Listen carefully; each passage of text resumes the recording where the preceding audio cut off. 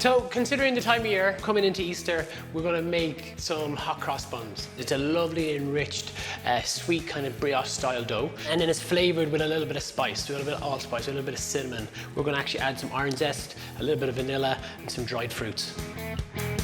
For this recipe, we are going to be using 500 grams of strong flour.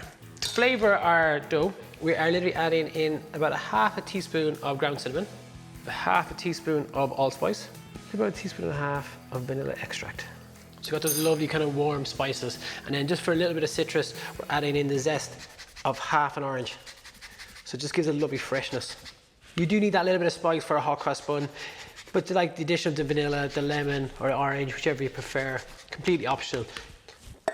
So with this recipe, we're actually going to use just a mixer with the dough hook, because it's a little bit of a wetter dough, and we're going to make our lives a little bit easier. We're simply adding 1 egg,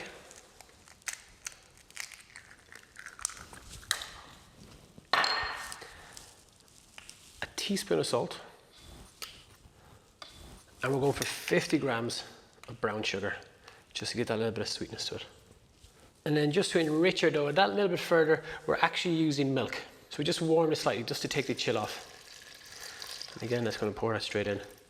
For 500 grams of flour, we're using about 15 grams of fresh yeast. Feel free to use some dried, absolutely fine. For dried yeast, you're probably looking at about 5 to 7 grams of dried yeast. So once we've got all our ingredients in, you're going to start the mixer on a medium speed. Just let the dough come together. We're not cranking it up too fast. We don't want to create too much heat in the dough. So, just ingredients sometimes often just catch around the side of the bowl. Just get in with a spatula, just to loosen the flour, allow your dough to come together.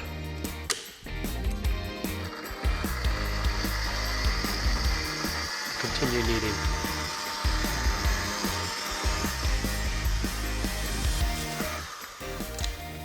So our dough is slowly coming together. You're going to find that the dough is quite wet. It is quite a soft, sticky dough. But don't worry, that's exactly kind of what we're looking for, because particularly with this one, because it's a bit of indulgence, a bit of sweetness. We want to kind of have that lovely soft velvetyness of pastry within our dough. You'll always find working with enriched doughs, no matter what it is, be it kneaded by hand or using a mixer, the mixing time is always longer. Big thing is just be persistent, stick with it, it will come together. Once the dough starts to come cleanly away from the side of the bowl, we're going to incorporate and knead in some butter. So the butter, it's not melted, it's just at room temperature, and the idea is we just drop it in little cubes so it actually kneads into the dough. So we've managed to work our butter in. You can see that the dough is lovely and smooth, lovely and elastic, lovely and shiny. It's got a little velvet finish to it. So just to finish off our dough now, we're going to incorporate our dried fruits. So we've got some cranberries, some raisins, some mixed peel. So very slowly then, we're going to start mixing in our dried fruits, just enough to distribute them and just spread them throughout the dough. So when it comes to handling and working with the softer doughs, if you actually take a little rub of oil and just rub it over your hands, you'll find the dough much easier to handle and much easier to manipulate. You're going to take your little bowl, again a little drop of oil on the inside. Just rub it all around. The idea is it just stops the dough from sticking, so when it comes to getting your dough out later, it just makes life an awful lot easier. So simply going to pop your dough in, and we're going to leave again to prove, or again to ferment, to allow the yeast to get to work. So we're going to let this prove for about 1.5 hours to 2 hours. So just cover it over, cover it with a damp tea towel, you can wrap it in cling film, and we'll let it leave it to prove.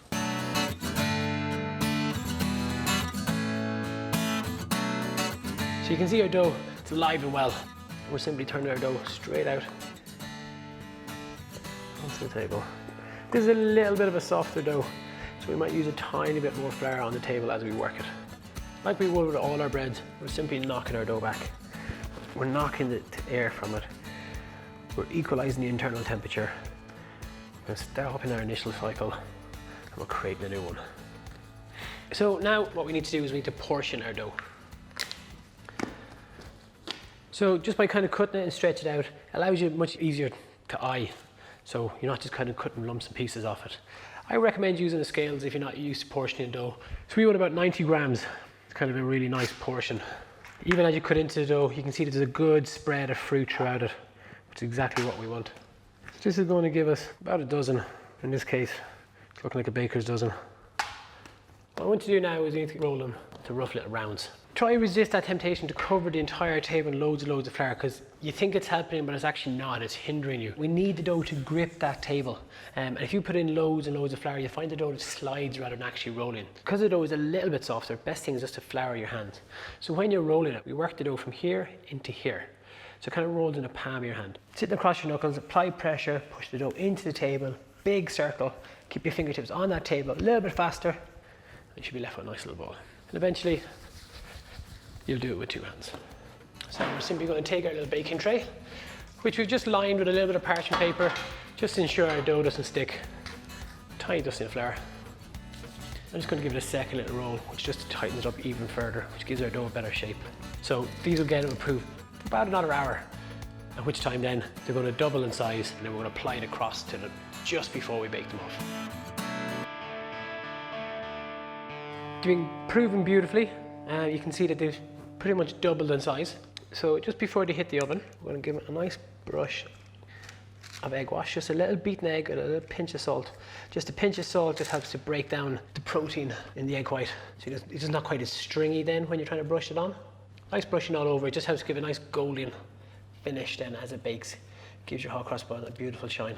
The great thing about when it comes to bread making and baking is every time you do it, you're learning. So don't worry if you don't come out perfect the first time.